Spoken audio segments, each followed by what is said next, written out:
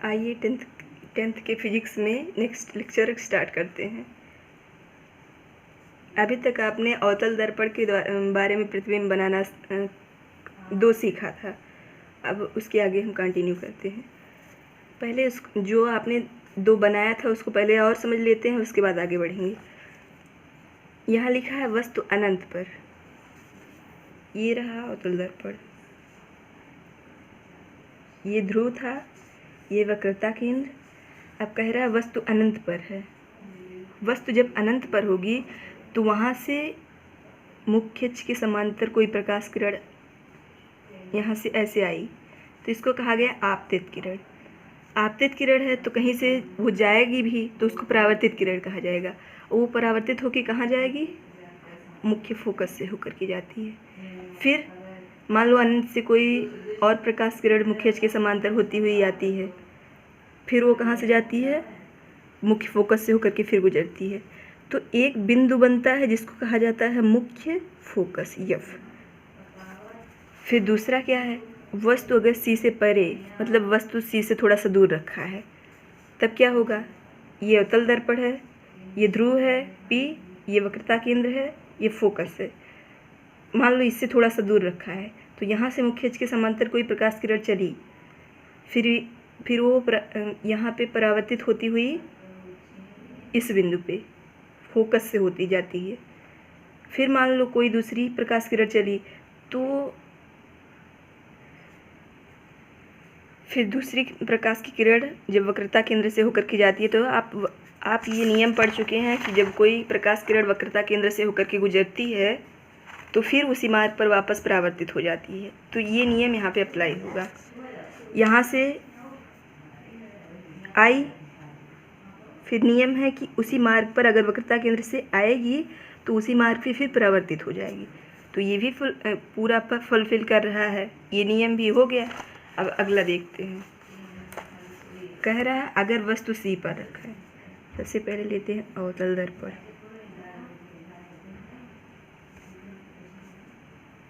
ये पीछे पॉलिश किया है, यहाँ हो गया ध्रुव पी, ये मुख्य अक्ष। मान लो यहाँ पे है वक्रता केंद्र सी। अब कह रहा है वस्तु अगर सी पे रखी है, ऐसे वस्तु मान लो ये है ए और बी, ये यहाँ पे रखी है। यहाँ से मुख्य अक्ष के समांतर कोई प्रकाश किरण ऐसे आई, ये आने का चिन्ह दर्शाता है ऐसे। फिर ये कहाँ से होके जाएगी? जब मुख्य अक्ष के समांतर कोई प्रकाश किरण आती है तो हमेशा वो मुख्य फोकस से होकर के जाती है। तो ये मुख्य फोकस से होके परावर्तित हो गई ऐसे। कहाँ से गई? मुख्य फोकस से। फिर दूसरी प्रकाश किरण। अब अगर एक दूसरा नियम भी मैंने आपको बताया था कि अगर मुख्य फोकस से कोई प्रकाश किरण जाती है तो वो परावर्तित होकर के मुख्य अक्ष के समांतर हो जाती है। तो दूसरा नियम, ये ऐसे आई यहाँ तक, ये आ रही है तो क्या हो, परावर्तित होकर के क्या हो जाएगी? मुख्य अक्ष के समांतर। इसको हम ऐसे लिख भी सकते हैं, मान लो इसको डी बिंदु पे रख देते हैं, इसको मान लो हम इसको ई कह देते हैं, कोई भी कुछ भी दर्शा सकते हैं। तो ये हो गया। अब ये कहाँ पे बना? जहाँ पे दोनों कट किया, ये हो गया वस्तु का प्रतिबिंब। जब स्केल से बनाएंगे, सही से इसको बनाएंगे तो बिल्कुल सटीक बनेगा, एकदम जस्ट इसी के नीचे बनेगा, इसके एकदम बराबर में बनेगा। ये बन गया ए डैश बी डैश, मतलब ये वस्तु का प्रतिबिंब ए डैश बी डैश हो गया। प्रतिबिंब कैसा है? उल्टा है।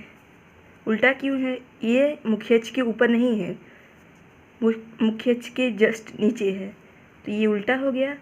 और कैसा बना है? इसी के सामने बना, तो ये वास्तविक बना। और आकार में कैसा है? वस्तु के बिल्कुल बराबर बना है। अब अगला देखते हैं। अगर कोई वस्तु सी व एफ के बीच रखा है, पहले दर्पण हो गया,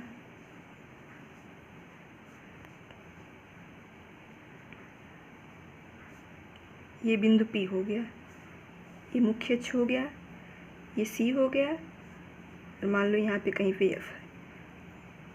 कह रहा है वस्तु C व F के बीच में है, तो मान लो हम यहीं पे रख देते हैं। ये हो गया A और B। अब फिर से यहाँ मुख्य अक्ष के समांतर कोई प्रकाश किरण निकली, फिर कहाँ से जाएगी? मुख्य फोकस से।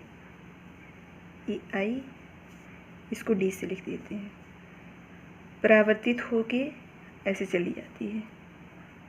फिर मान लो कोई प्रकाश किरण यहाँ से फिर से निकली, तो अब कोई बिंदु और बचा नहीं है जहाँ से हम इसको गुजार सकें।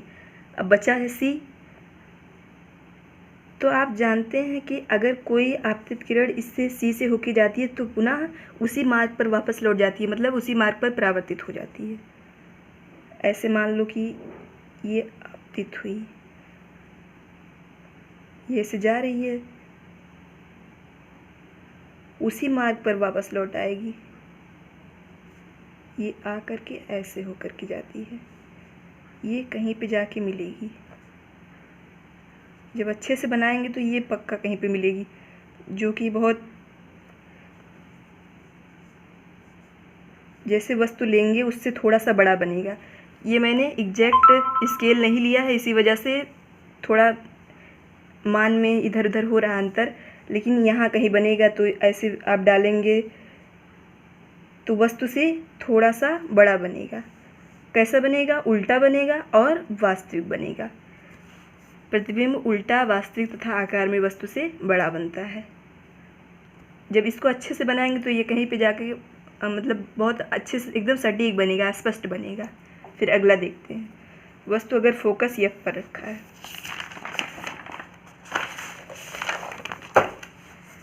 ये रहा अवतल दर्पण, ये P, मुख्य अक्ष, यहाँ रहा C,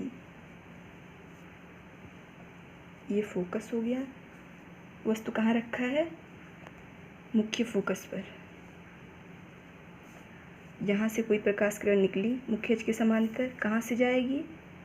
ये मुख्य फोकस से होकर के जाएगी। फिर कोई प्रकाश किरण निकली, यहाँ से गई, ये पुनः उसी मार्ग पर पीछे की तरफ बढ़ाएंगे। मान लो यहाँ पे C कहीं है, पुनः उसी मार्ग पर ऐसे ही वो लौट जाएगी, परावर्तित हो जाएगी। तो आप देखेंगे दोनों एक दूसरे के बिल्कुल समांतर बनी है। समांतर किरणें कभी भी एक दूसरे को मतलब काटती नहीं है, वो अनंत पे जाके मिलती हैं। तो वस्तु का प्रतिबिंब कहाँ बनेगा? अनंत पर। वस्तु का प्रतिबिंब, सबकी नोट्स आप बनाते चल रहे होंगे, मुझे ऐसा विश्वास है। अनंत पर बनेगा।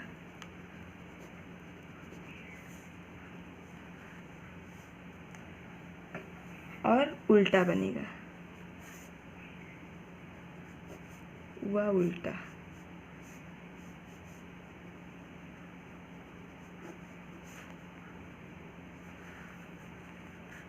अब एकदम लास्ट वाला, वस्तु फोकस F व ध्रुव P के बीच में है। ये हो गया P ध्रुव,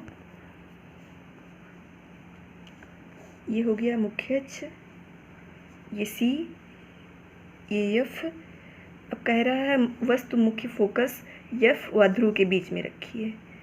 बीच में मतलब यहाँ पे रखी है। मान लो A B ये वस्तु है, यहाँ से कोई प्रकाश किरण निकली, ये ऐसे जाएगी। अब इसके अलावा यहाँ कोई और पॉइंट बचा नहीं, ये बहुत दूर हो गया, ये बचा और ये बचा। तो पहली प्रकाश किरण निकलती है तो ये आपतित किरण है। ये आपतित किरण जा कर के एक बिंदु पर मिलती है जिसको ध्रुव कहते हैं। और मान लो कि ये कोई अभिलंब है, यहाँ से आई तो ये आपतन बिंदु पर गिरी, फिर यहाँ से ऐसे परावर्तित हो जाएगी। तो जो दोनों के बीच में कोण बना, ये कोण I है, कोण R है। ये आपने पढ़ा था परावर्तन के नियम में कि आपतन कोण और परावर्तन कोण बराबर होता है, और आपतित किरण, परावर्तित किरण और अभिलंब तीनों एक ही तल में होते हैं। तो ये पूरी तरह से परावर्तन के नियम का पालन कर रहा है। पहली किरण तो ये हो गई, अब दूसरी, ये परावर्तित किरण, दूसरी कैसे, फिर दूसरी को मान लो यहाँ से एक किरण ऐसे गई आपतित,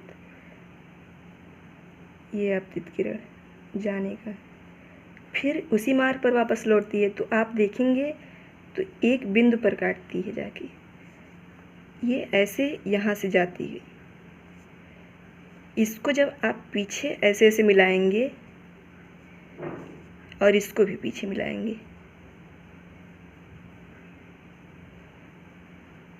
तो एक बिंदु पे जाके ये मिलती हुई प्रतीत होगी। इसको हम पीछे बढ़ाते हैं, इस पे लम्ब डालते हैं, यही है वस्तु का प्रतिबिंब।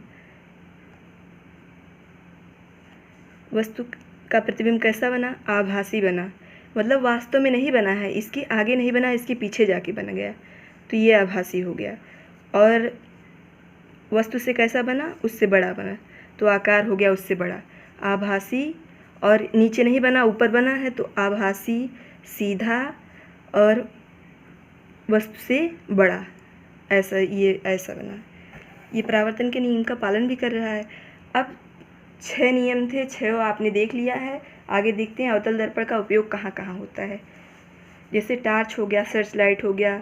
सर्च लाइट मतलब जैसे कि कभी जंगल इत्यादि में जब देखते होंगे पिक्चर वगैरह में, तो बहुत सारे लोग ऐसे सिर पे लगाए रहते हैं हेडलाइट की तरह, तो वो हो गया।